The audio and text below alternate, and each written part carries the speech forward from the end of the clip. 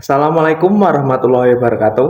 Perkenalkan, nama saya Agus Riyadi dari kelas 10-9 nomor absen 1. Pada video kali ini saya akan menjelaskan biografi singkat mengenai Sunan Kudus, yaitu tokoh penting dalam penyebaran agama Islam di Indonesia.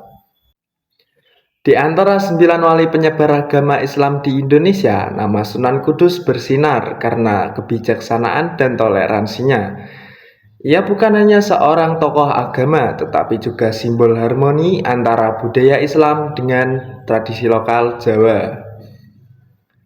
Sunan Kudus lahir dengan nama Jafar Shodiq, putra dari Sunan Ngudung dan Syarifah, keturunan Nabi Muhammad SAW. Sejak kecil, ia telah menunjukkan kecerdasan dan kesolehan. Ia belajar agama Islam dari ayahnya dan juga memperdalam ilmu fikih dan tasawuf dari berbagai ulama di Demak dan juga wilayah lainnya.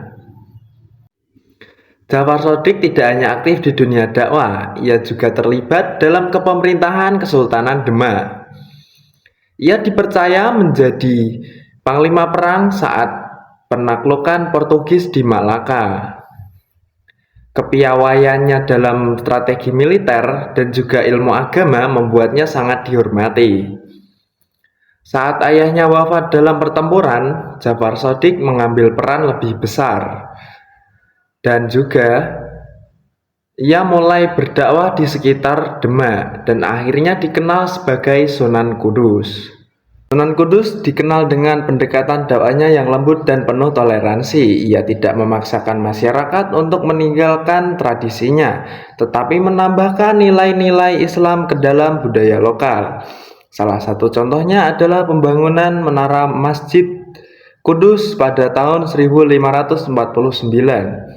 Masjid tersebut dibangun menggunakan batu berasal dari Baitul Maqdis, yang memiliki menara bergaya arsitektur Hindu-Buddha yang mencerminkan akulturasi budaya yang cerdas dan harmonis.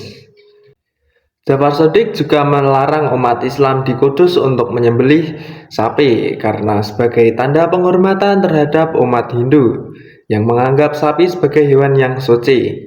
Akibat kebijakannya tersebut, dakwahnya dapat diterima dengan sangat baik dan tidak dapat menimbulkan pertentangan yang sangat besar.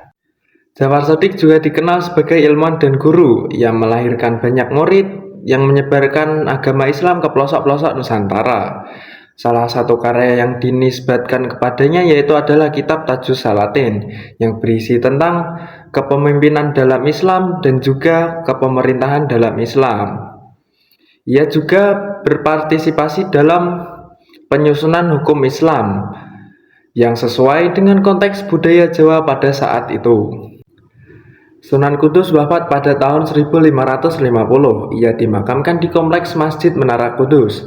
Hingga saat ini makamnya masih menjadi tempat ziarah, dan pada akhirnya Masjid Menara Kudus menjadi simbol keberagaman dan keharmonisan antar agama.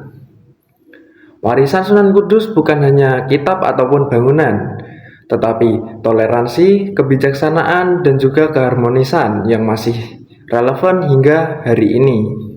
Sunan Kudus mengajarkan kita bahwa menyebarkan kebaikan tidak perlu menggunakan kekasaran, tetapi dengan menggunakan kearifan lokal dan juga akhlak mulia, Islam dapat tumbuh dengan damai dan juga penuh cinta.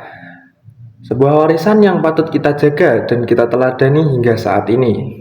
Sekian video singkat biografi Sunan Kudus dari saya, semoga dapat menambah wawasan dan juga menginspirasi kita untuk meneladani akhlak mulia dan juga kebijaksanaan beliau. Wassalamualaikum warahmatullahi wabarakatuh. Di antara 9 wali